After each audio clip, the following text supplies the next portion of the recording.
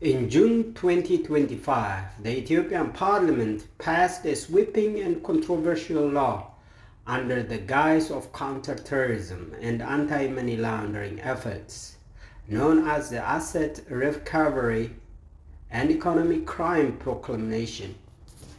The law grants unprecedented powers to the state actors, including warrantless surveillance, retroactive asset seizure, and forced financial disclosures. While it formally prohibits the extrajudicial killings of suspects, the law undermines core principles of international human rights law, including the right to privacy, property due process, and the presumption of innocence. It also opens the door to the misuse of artificial intelligence, AI technologies, in surveillance, further amplifying the risk of authoritarian overreach. This paper evaluates the law in light of international legal standards and the broader Ethiopian Hearts for Peace movement's ethical framework. It concludes that while combating financial crime is necessary, the current legal formulation risks eroding Ethiopia's democratic potential, endangering human rights, and fragmenting national unity. This paper has been written on June 18, 2025. My name is Abebe Negash, a steadfast advocate for truth, justice, and peace, standing in unwavering collaboration with the Ethiopian Hearts for Peace and African Hearts for Peace initiatives. We are a collective voice of the voiceless, the oppressed, and the silenced.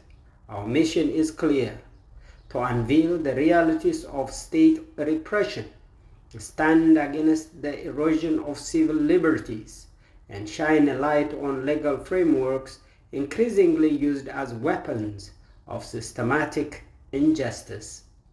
In today's Ethiopia, in addition to the many overt methods of violence, from extrajudicial killings to forced displacements, the legal system itself has become a covert tool of suppression. Laws are no longer just instruments of justice. They are increasingly wielded to intimidate, dispose, and silence citizens under the veil of legitimacy. The June 2025 Asset Recovery and Economic Crime Proclamation exemplifies this dangerous trajectory. This essay is not just analysis, it is a call to consciousness. Let the world know Ethiopia stands at a moral crossroads.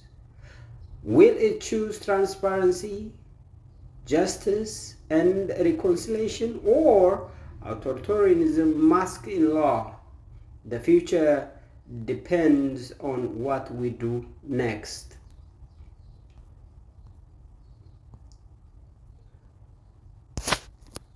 This is the law in an age of suspicion.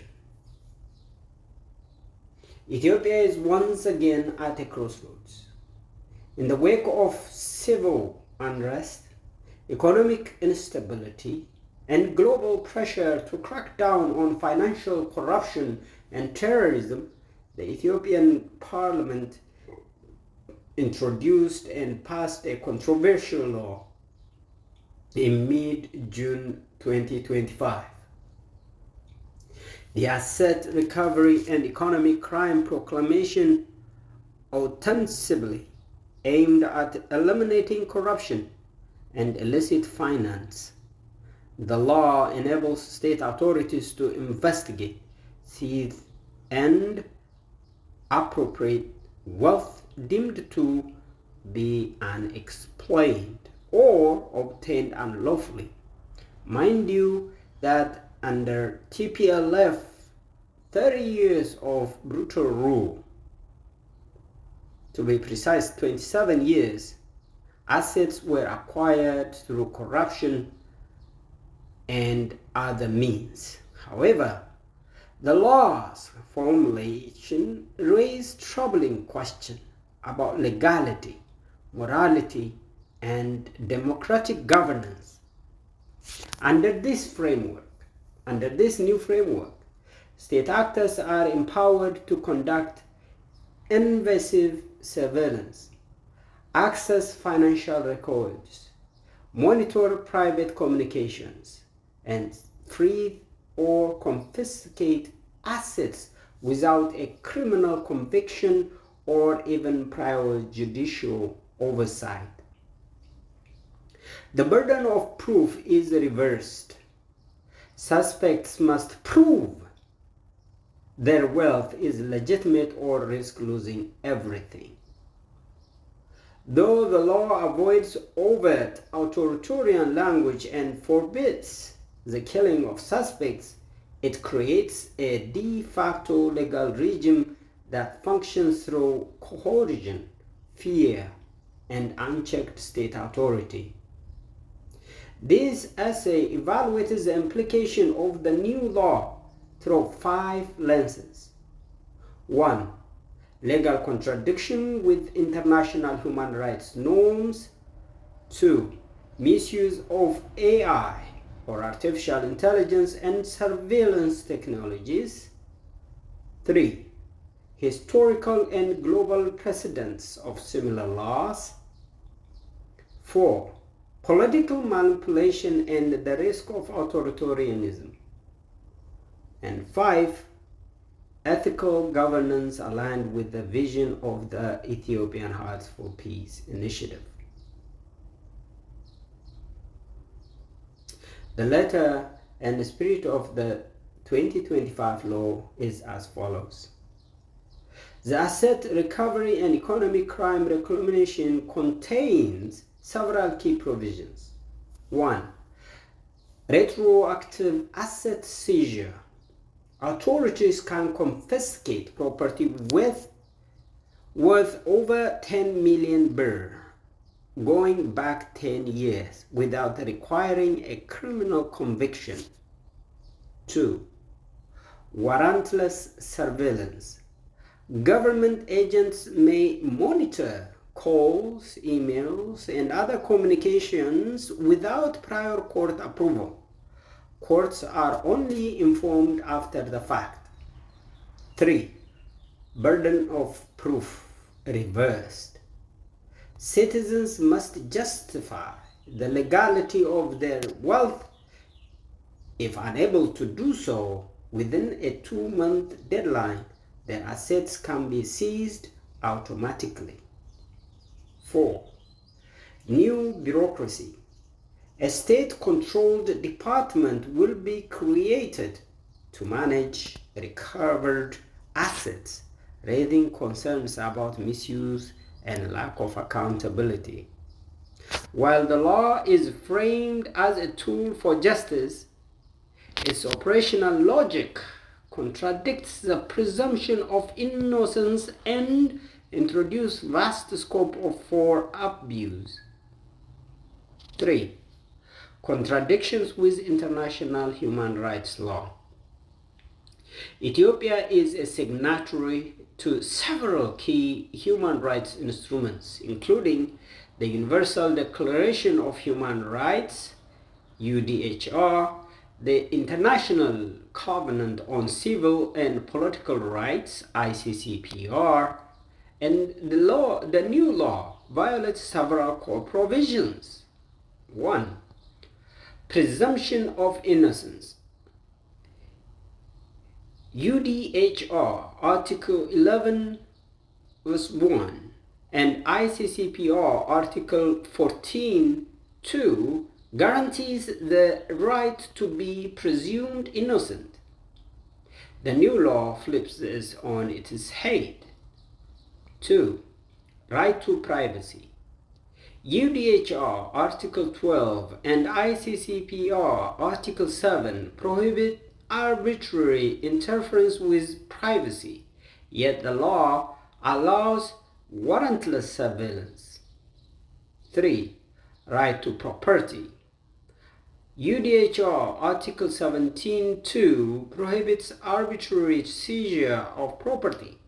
The law enables seizure without conviction. 4. Right to a fair trial. ICCPR Article 14 mandates due process and impartial hearings. The Ethiopian law sidesteps these by allowing actions before judicial review. 5.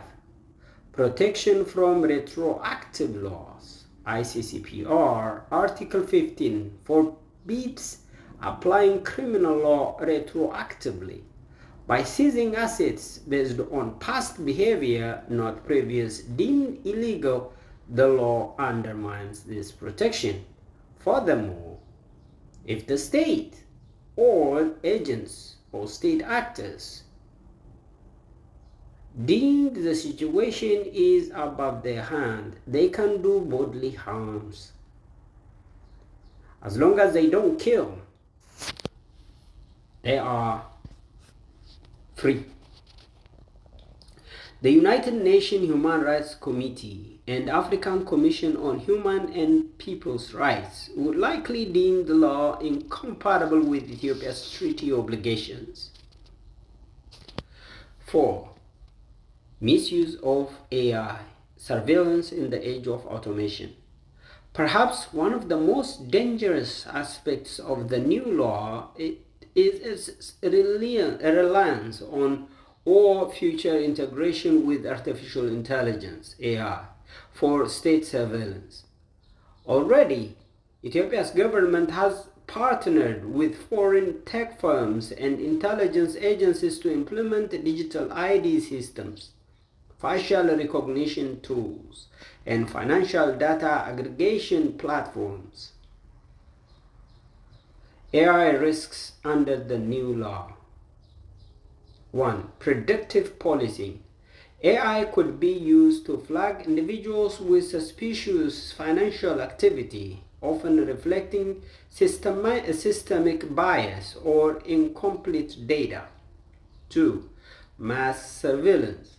Without oversight, AI can automate the monitoring of private communications, movement, and financial transactions. 3. Lack of transparency. AI decision-making is often opaque, making it difficult for citizens to challenge wrongful targeting. 4. Diaspora targeting. With the rise of transnational surveillance, Ethiopian migrants and diaspora members could be targeted remotely, with asset seizure or criminal charges pursued via extraterritorial means. These constitutes a profound threat to human dignity and civil liberty. The marriage of legal overreach with machine-driven surveillance is a recipe for repression under the illusion of technological progress. 5. Cooperative global examples. To better understand the trajectory Ethiopia risks taking, we can examine other nations. Egypt, post-2013. Anti-terror laws were used to arrest journalists, freeze NGO bank accounts, and justify state violence. Turkey, post-2016. Emergency decrees allowed the seizure of assets from political dissents after the coup attempt. Russia, the foreign agent law was expanded to encompass anyone receiving international funding, effectively silencing critics. Ethiopia's new law mirrors these patterns.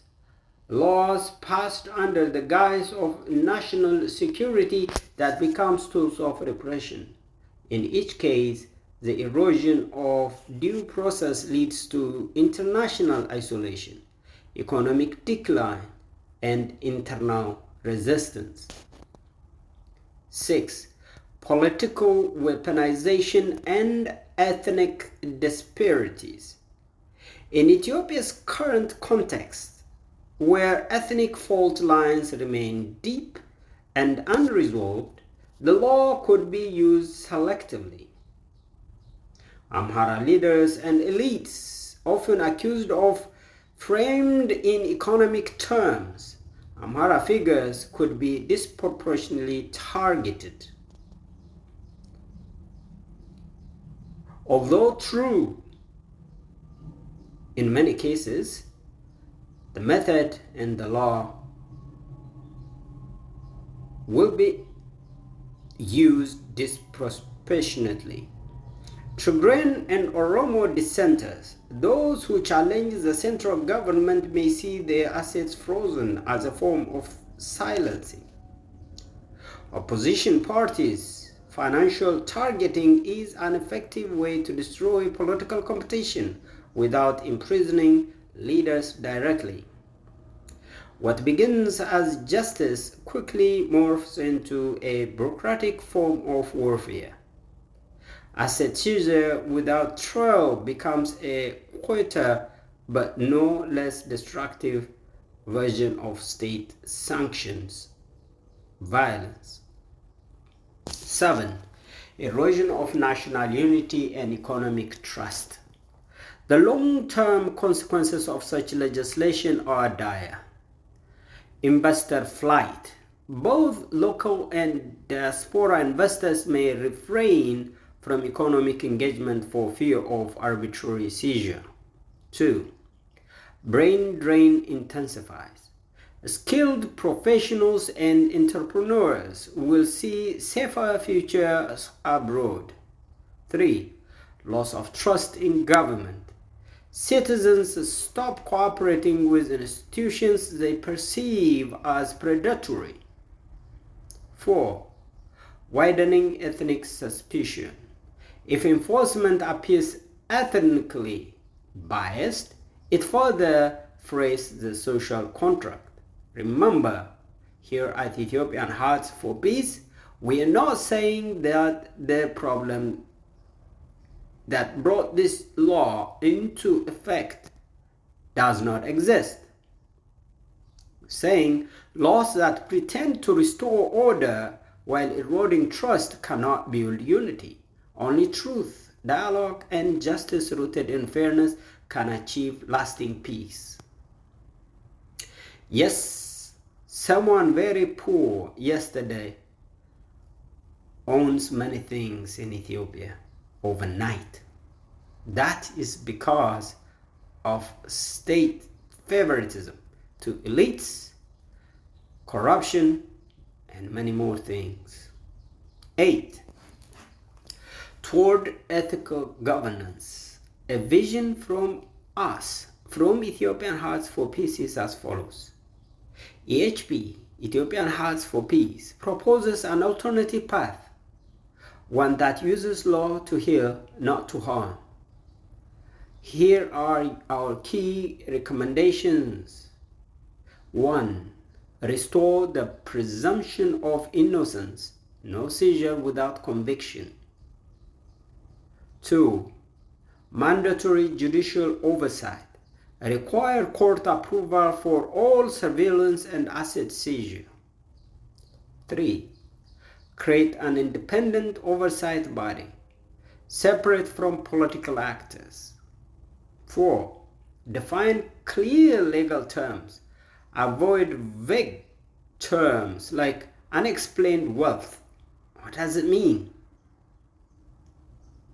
5. Establish restitution channels. Victims of wrongful seizure must be compensated. 6.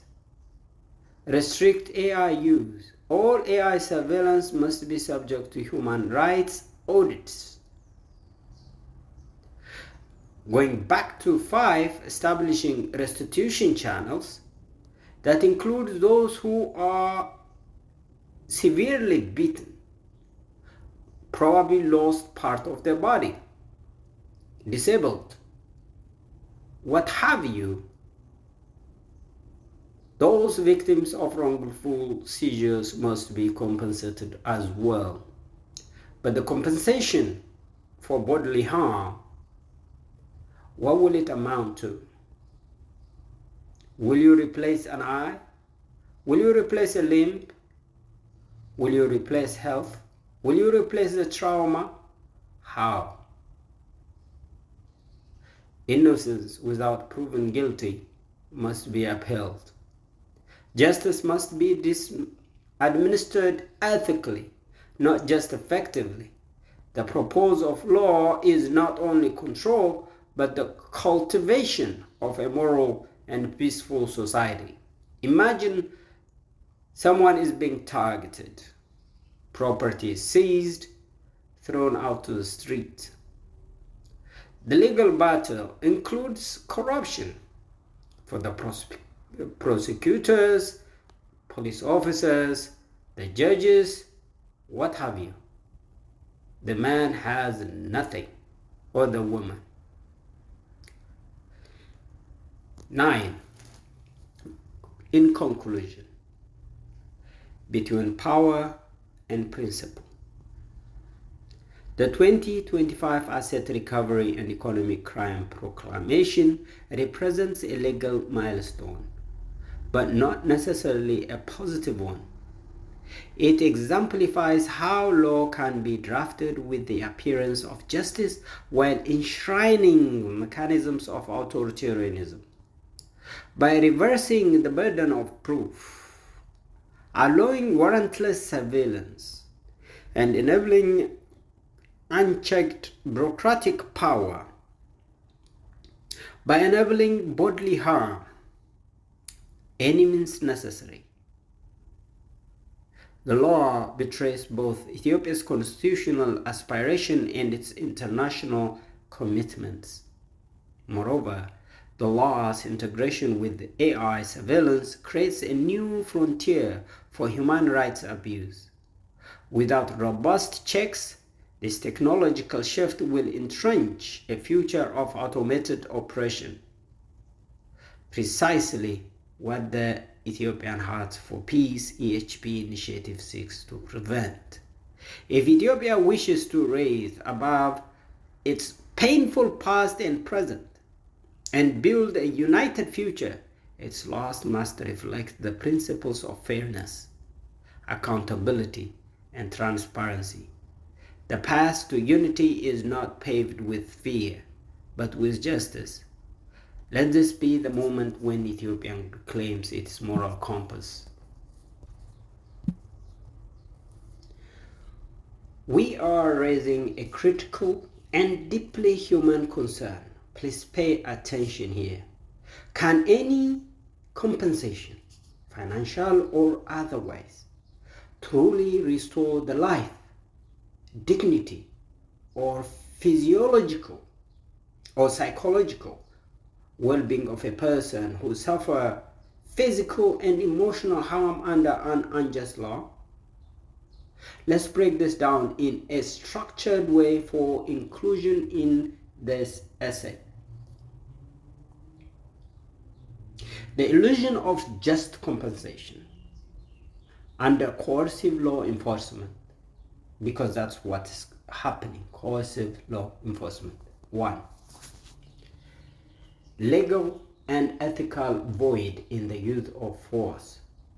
The 2025 Asset Recovery and Economic Crime Proclamation dangerously extends power to law enforcement agencies, not only allowing for warrantless seizure of property, but further outrighting the use of necessary force when a suspect is unwilling or unable to comply. This clause, though it appears administrative on the surface, is a gateway to physical confrontation, bodily injury, and even long-term disability. Its dangers are compounded by two critical flaws. No prior judicial review or court-issued warrant. Vague threshold for what constitutes necessary force. 2. From economic crime to physical injury, how can a law designed to investigate property crimes or unexplained wealth end with bloodshed, lost eyes, broken limbs, or trauma-induced paralysis? This transformation from economic law to bodily harm starkly illustrates how the state is blurring the lines between justice and violence, pure evil. The myth of compensation, even if the victim survives and the courts later rule the seizure or use of force was unlawful, what then? Will a missing eye be restored with money? Will a shattered rib cage realign with a settlement? Can mental anguish, fear of authority, and broken trust in the justice system ever be undone? That is, if justice is independent and justice is just in itself. Not to give those compensations, even the state can resist and influence the Justice Department. Modern international human rights frameworks recognize that some forms of harm are irreparable. Article 10 of the International Covenant on Civil and Political Rights, ICCPR, affirms the inherent dignity of every individual in custody. The United Nations Basic Principles and Guidelines on the Right to a Remedy and a Reparation, 2005, acknowledge that restitution is not always possible and that psychological rehabilitation must be prioritized, but even these are often insufficient. Thus, the idea of just compensation becomes a legal fiction in the face of state-sponsored violence. Risk of permanent harm and integrational trauma. Let's not forget, injury does not stop with the individual. A parent harmed during a raid leaves children traumatized, possibly without income or shelter. Recently, we heard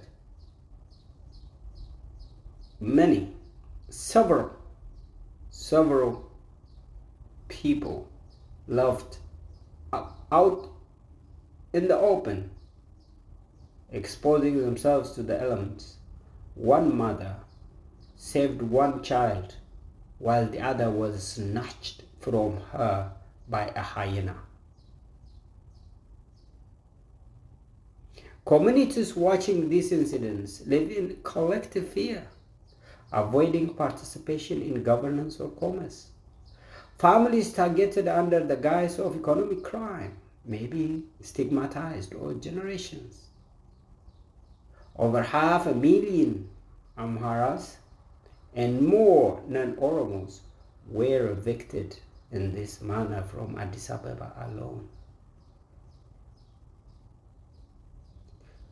Psychological trauma, the invisible wound, even if bodily harm is avoided, the psychological scars remain. Look, people who were evicted, escaped from Wolaga, where massacre happened. Nightmares of midnight raids, shame from public humiliation, fear of financial institutions, law enforcement, or even hospitals. Such trauma is not healed by money. It requires long-term care, empathy, and restorative justice, frameworks that are absent in this law. In conclusion, it is my sincere belief, also true, no compensation can undo injustice. Mountains of compensation cannot bring a person back to full health, dignity, or peace. especially when the initial harm was avoidable, unlawful, and inflicted in the name of corrupt or politicized system. The very notion of compensation presumes a transactional logic that treats citizens as disposable. Ethiopia deserves better. Justice must be preventative, not just reactive. Law must be protect people first, not the state's power. The real solution lies not in compensating the wounded, but in creating a legal system where no such wounds are inflicted in the first place.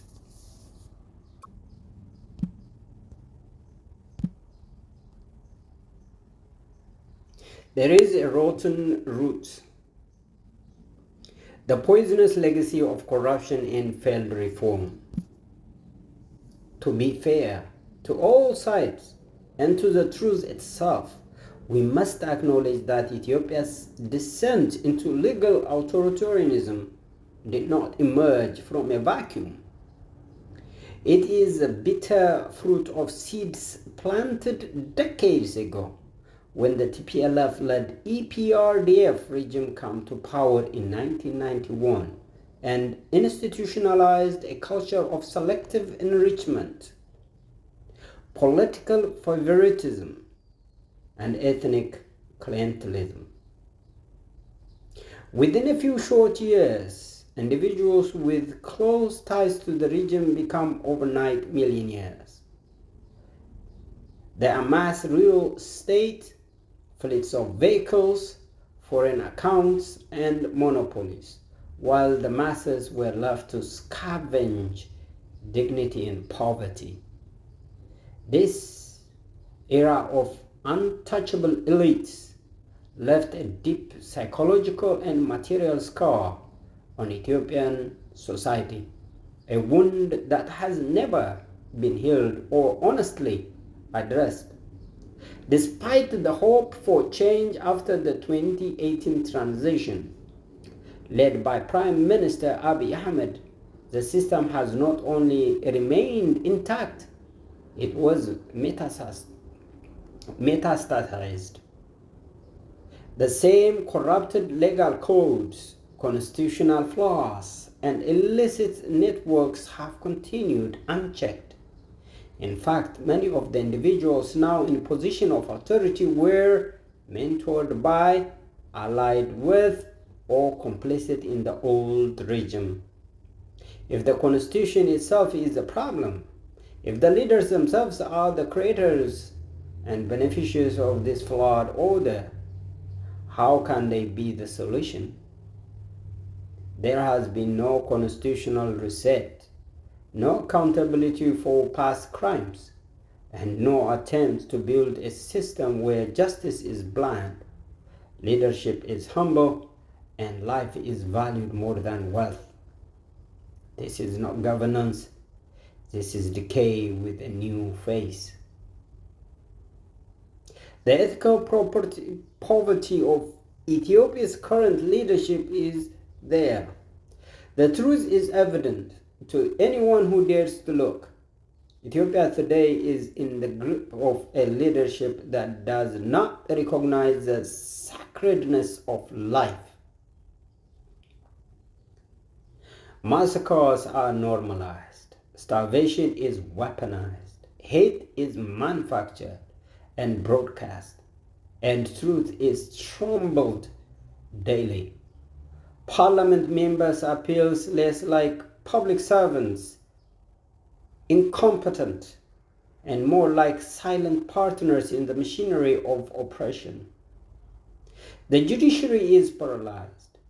The media is muzzled. The intellectuals are in exile for fear, or just to live in comfort. The people are disillusioned, and still leaders claim to speak in the name of stability and development while crushing the very soul of the nation. Without truth, there is no justice. Without justice, there is no peace.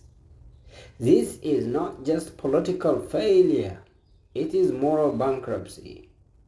Ethiopia is crying out not merely for reform, but for a complete reimagining of leadership, one that understands life is bigger than wealth. Power must serve the people, not the powerful. Leadership without compassion is tyranny. Unity without truth is a lie.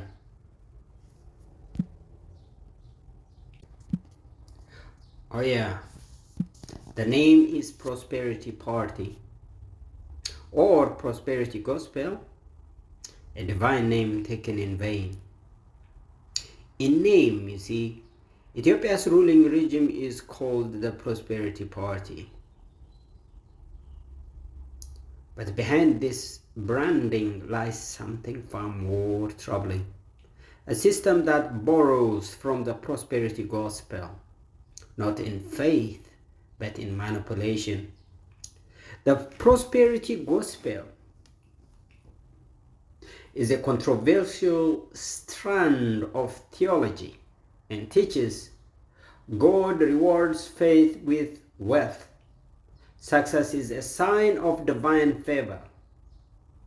Suffering is often due to lack of belief or spiritual failure. Giving money, often to religious leaders or churches, guarantees blessing in return. This doctrine has been heavily criticized across the world, and Abiy Ahmed, Ethiopian Prime Minister, personally upheld this and applauded its guidance in a televised setting. Exploiting the poor while enriching self-proclaimed prophets and politicians, reducing divine grace to material gain, and blaming victims of poverty or violence for their own suffering when they are in their knees. You show the world that you have money to give. You give them. Now consider how eerily this mirrors the rhetoric and behavior of Ethiopia's Prosperity Party. God is routinely invoked by officials, from the Prime Minister for parliamentarians, to justify political authority. Wealth and mega projects are paraded as sign of Ethiopia's blessing, while the people starve. National suffering is blamed on unfaithful, divisive, or ungrateful citizens and groups. And just like the prosperity gospel preachers, the leaders live in lavish comfort, untouched by the pain that surrounds them. This is a blasphemy of governance, using God's name to legitimize violence, injustice, and power holding.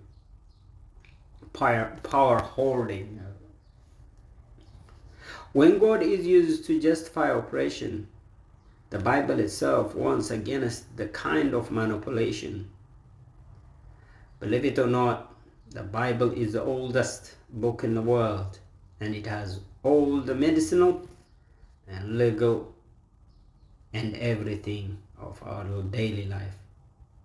So, they dress the wound of my people as though it were not serious. Peace, peace, they say, when there is no peace. That was written in Jeremiah 6:14. Because they call the name of God in here, we are bringing to you the fact from the book where we learn about God. So it says Jeremiah 6:14, 6 verse 14. They dress the wound of my people as though it were not serious. Quote unquote. Peace, peace, they say, when there is no peace. And then on Isaiah 10 verse 1, woe to those who make unjust laws, to those who issue oppressive decrees. And yet the Prosperity Party has framed its rule as God's will, even while presiding over famine, war, and division. Promised growth and transformation while the country burns. Silenced dissent in the name of unity, turning Ethiopia's pain into a stage of false prophecy. Like false shepherds, they lead the people not to green pastures, but to slaughter. He wrote this in his book too, the Prime Minister himself. A nation led by false prophets. This is what you see. Those pastors dancing on the stage as if it is a concert of some sort of. It decentralizes people to suffering because pain is framed as God's test or disobedience. It masks political failure because critique is painted as rebellion against divine order. It disarms ethical leadership because success is measured not by justice, but by construction, slogans, and spectacle. This is not just theological error, it is a political heresy against truth, justice, and God of the oppressed. Let's conclude this. There are more to say. Ethiopia needs a prophetic voice, not prosperity slogans.